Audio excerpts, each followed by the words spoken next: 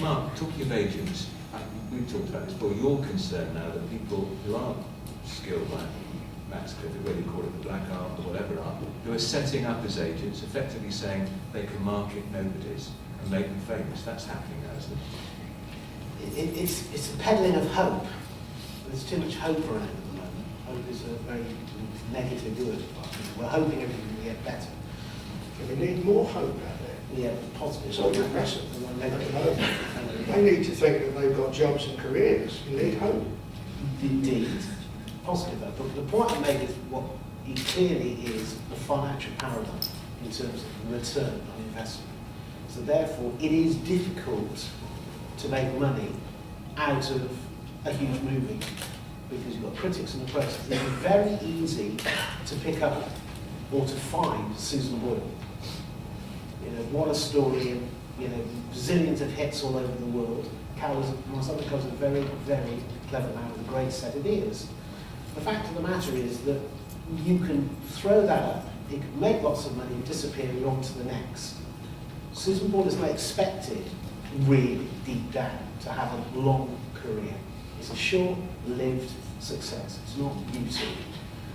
Therefore, you're looking for more of those to return, as opposed to sort of trying to develop YouTube and all the work that goes into that. No, I mean, actually you're wrong. With Susan Boyle, she is expected hope to have a long career because the kind of music she sings has a very wide appeal to a huge audience worldwide, and Simon Cowell's thoughts on that is that she's one who potentially could last a long time.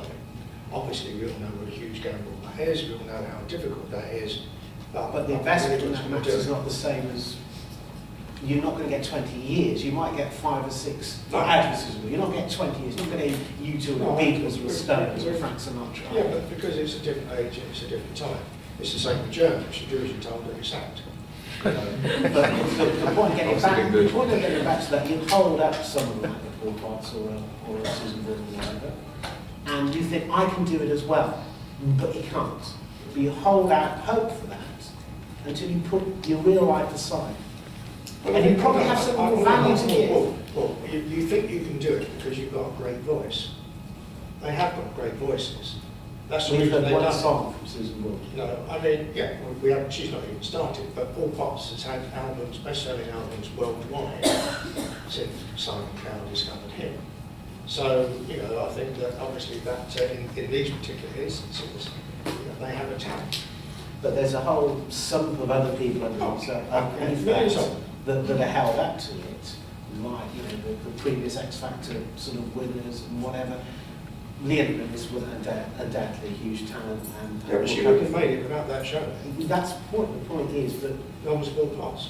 No, indeed, that's my point. The point is that the television format very cleverly does the marketing job for a record label that would have been able to spend millions on over the years to sort of get to somebody to that sense of popularity. So you can leap up to it. There are lots of people who see that. I was sort of in a waitress in a cocktail bar, and now I'm a star tomorrow. And they're buying too much into that. When you have other things in life, other values in life that they could be digging into, they're rejecting. I saw a television program came to talk to me, brought 2 kids in, and very sweet kids from Bermondsey who'd been influenced by Jade, knew Jade, and wanted to make it. Just twins. And I said, what do you do? He said, we're twins. Right, okay, what do you do? Well, you know, we've got talent. We can see ourselves like Ant and Dec. I said, do you sing? Do you dance? No, we're twins. You know, the more you put into it, and I said, are you at university? Have you got? Yeah, I'm a mosaic artist, but that's boring. It's too much homework. Put it to a side. The other kid said, you know, I want to be an architect. You know, again, that's too much hard work. I want to be a star. And you saw those girls with a Big Brother. We can do that, and we're better. But why?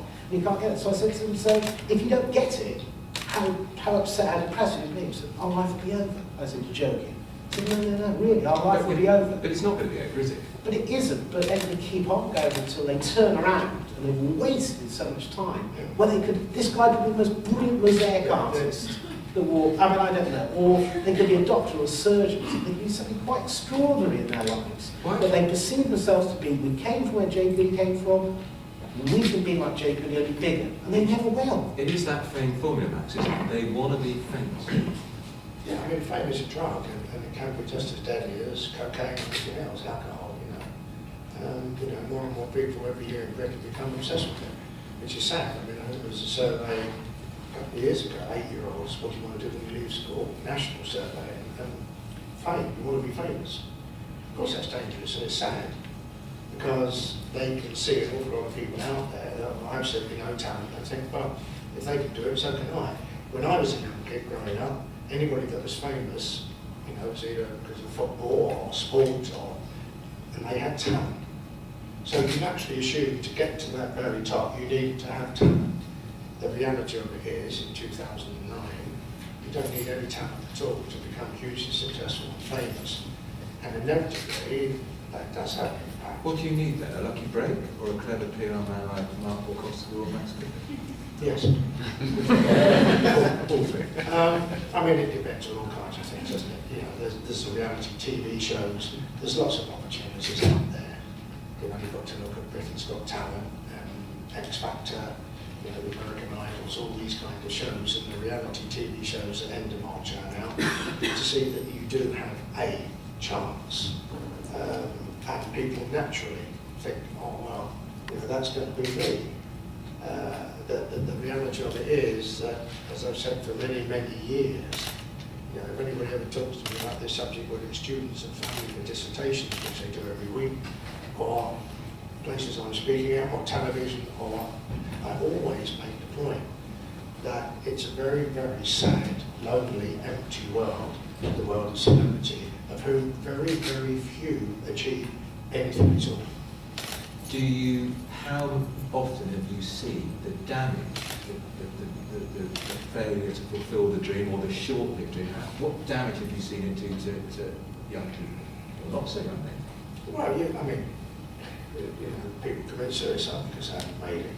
People commit suicide because their careers haven't taken off. But then people commit suicide, unfortunately, tragically, for all kinds of reasons.